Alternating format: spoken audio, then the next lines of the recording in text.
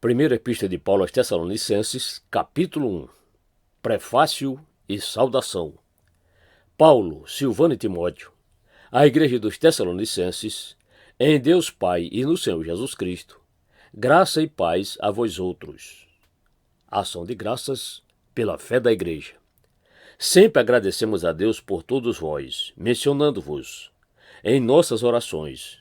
Recordamo-nos constantemente, na presença do nosso Deus e Pai, do vosso trabalho que resulta da fé operosa, do amor fraternal abnegado e da perseverança que vem de uma convicta esperança em nosso Senhor Jesus Cristo, reconhecendo, irmãos amados de Deus, que fostes eleitos por Ele, porque o nosso Evangelho não chegou a vós somente por meio de palavras, mas igualmente com poder, no Espírito Santo e em plena certeza de fé. Sabeis muito bem como procedemos em vosso benefício quando estávamos convosco. De fato, vos tornastes nossos discípulos e do Senhor, pois, apesar de muito sofrimento, recebestes a palavra com alegria que vem do Espírito Santo. Dessa forma, vos tornastes o padrão de fé para todos os crentes que estão na Macedônia e na Acaia, porquanto, a partir de vós, não somente a palavra do Senhor foi proclamada na Macedônia e na Acaia, mas também a vossa fé em Deus tornou-se conhecida em todos os lugares, a ponto de não ser necessário que acrescentemos mais nada a isso. Porque todos eles relatam de que maneira fomos recebidos por vós, e de que maneira vos convertestes dos ídolos a Deus, para servirdes ao Deus vivo e verdadeiro, enquanto aguardais do céu seu Filho, a que ele ressuscitou dentre os mortos, Jesus, que nos livra da ira que certamente virá.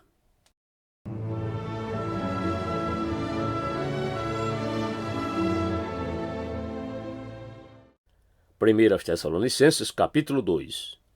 A verdadeira pregação da palavra. Irmãos, vós mesmos sabeis que não foi inútil a visita que vos fizemos. Apesar de termos sido maltratados e muito ofendidos em Filipos, como é de vosso conhecimento, nosso Deus nos proporcionou uma disposição corajosa para vos anunciar seu Evangelho em meio a grandes batalhas.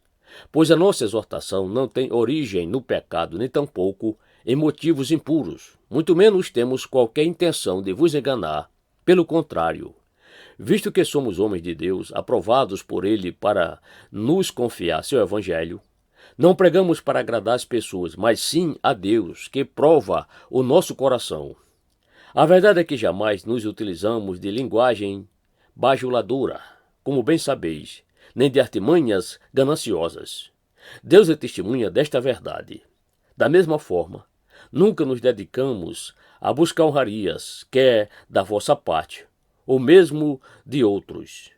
Muito embora, como apóstolos de Cristo, pudéssemos ter solicitado de vós o nosso sustento. Todavia agimos entre vós com todo o desprendimento, como a mãe que acarinha os próprios filhos. Assim, por causa do grande afeto por vós, decidimos-nos dar-lhes não somente o Evangelho de Deus, mas igualmente a nossa própria vida, tendo em vista que vos tornastes muito amados por nós. Porque, certamente, vos recordais, caros irmãos, do nosso dedicado e extenuante ministério, e de como, noite e dia, trabalhamos para não vivermos à custa de nenhum de vós, enquanto vos comunicávamos o Evangelho de Deus. Vós e Deus sois testemunha de como nos portamos de maneira santa, justa e irrepreensível entre vós, os que credes. E sabeis ainda que tratávamos a cada um de vós com a mesma deferência que um pai trata seus filhos, suplicando-vos, consolando-vos e oferecendo o nosso testemunho, a fim de que possais viver de modo digno de Deus, que os convocou para o seu reino e glória. A igreja deve acatar a palavra. Outro motivo ainda temos nós para, incessantemente, dar graças a Deus. É que, tendo vós recebido a palavra que de nós ouvistes, que provém de Deus, acolhestes, não como simples ensino de homens, mas sim como, em verdade a palavra de Deus, a qual, com toda a certeza, está operando eficazmente em vós, os que credes. Tanto é assim, queridos irmãos, que vos tornaste discípulos das igrejas de Deus em Cristo Jesus, que estão na Judéia. Afinal, também vós padecestes, da parte de vossos próprios patrícios, as mesmas crueldades que eles, por sua vez, sofreram dos judeus, os quais não somente assassinaram o Senhor Jesus e os profetas, como igualmente nos perseguiram. Eles fizeram o que era mal diante de Deus e são hostis a todos, esforçando-se ao máximo para nos impedir de pregar aos não-judeus, a fim de que estes sejam salvos. Dessa forma, segue acumulando os seus pecados. Contudo, sobre ele chegou finalmente a ira de Deus, o amor de Paulo pelos discípulos. Nós, no entanto, amados irmãos, privados momentaneamente da vossa companhia pessoal, mas não distantes do vosso coração, trabalhamos incessantemente com o objetivo de ir e ver os vossos rostos. Por isso, queríamos visitar-vos. Eu, Paulo, que vos saudar face a face, não somente uma vez, mas duas. Porém, Satanás nos provocou impedimentos. Todavia, quando nosso Senhor Jesus retornar, quem será a nossa esperança, alegria ou coroa de glória diante dele? Ora, não sois vós? Com toda certeza, vós sois a nossa glória e a nossa grande alegria.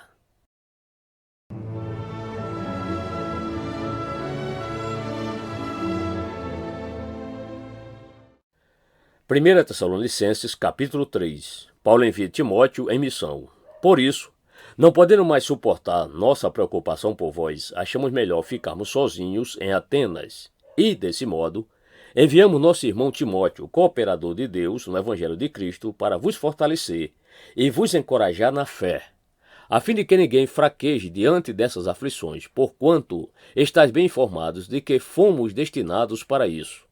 Pois, quando ainda estávamos convosco, já vos advertíamos que haveríamos de sofrer tribulações, como de fato ocorreu, como também é de vosso pleno conhecimento.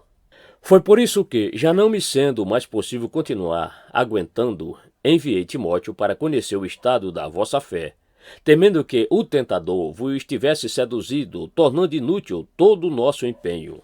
Timóteo retorna com boas novas. Agora, contudo, Timóteo acaba de chegar da vossa parte, dando-nos boas notícias a respeito da fé e do amor que tendes. Ele nos relatou que é permanente a vossa lembrança afetuosa quanto a nós, e que é grande o vosso desejo em nos ver pessoalmente, da mesma forma como nós ansiamos por ver-vos.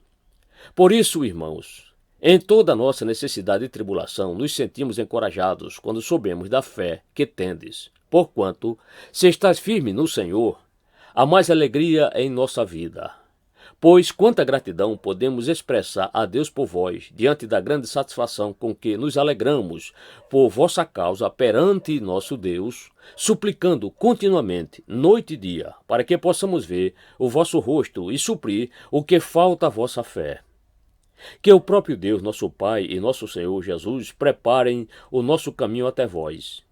Que o Senhor faça crescer e transbordar o amor que tendes uns para com os outros e para com todas as pessoas, a exemplo do nosso amor por vós. Que Ele fortaleça o vosso coração para serem irrepreensíveis em santidade diante de nosso Deus e Pai, na vida de nosso Senhor Jesus com todos os seus santos.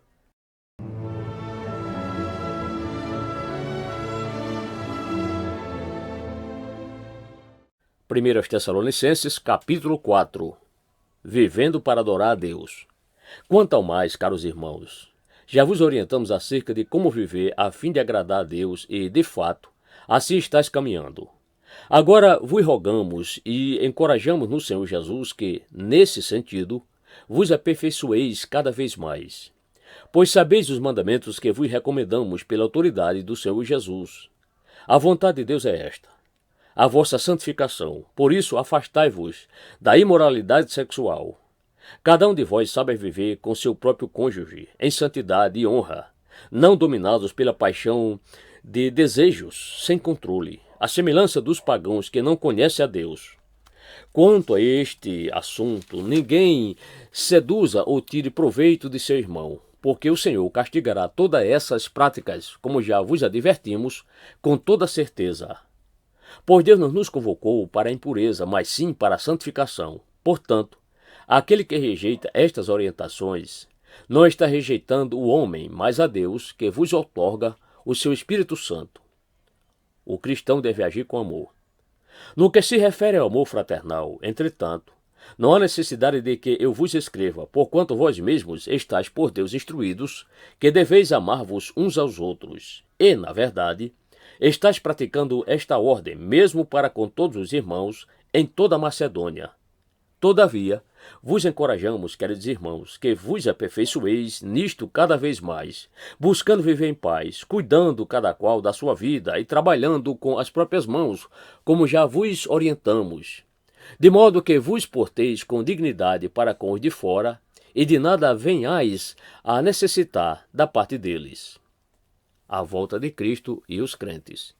Não desejamos, no entanto, irmãos, que sejais ignorantes em relação aos que já dormem no Senhor, para que não vos entristeçais como os outros que não possuem a esperança. Porquanto, se cremos que Jesus morreu e ressuscitou da mesma maneira, devemos crer que Deus, por intermédio de Jesus, trará juntamente com ele os que nele faleceram. Afirmamos a todos vós, pela palavra do Senhor, que nós, os que estivermos vivos quando se der o retorno do Senhor, certamente não precederemos os que dormem nele. Pois, dada a ordem, com a voz do arcanjo e o ressoar da trombeta de Deus, o próprio Senhor descerá dos céus, e os mortos em Cristo ressuscitarão primeiro. Logo em seguida, nós, os que estivermos vivos sobre a terra, seremos arrebatados, como eles nas nuvens, para o encontro com o Senhor nos ares. E assim, estaremos com Cristo para sempre. Consolai-vos, portanto, uns aos outros com estas palavras.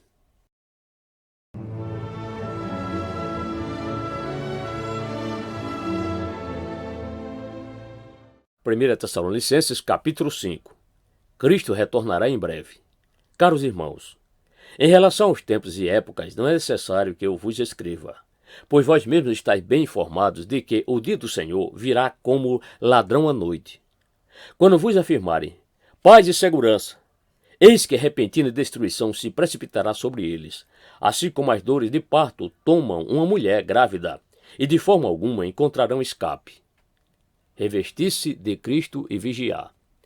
Entretanto, vós, irmãos, não estáis vivendo nas trevas para que esse dia, como se fosse um ladrão, vos ataque de surpresa. Porquanto vós todos sois filhos da luz e filhos do dia. Nós não somos da noite, muito menos das trevas.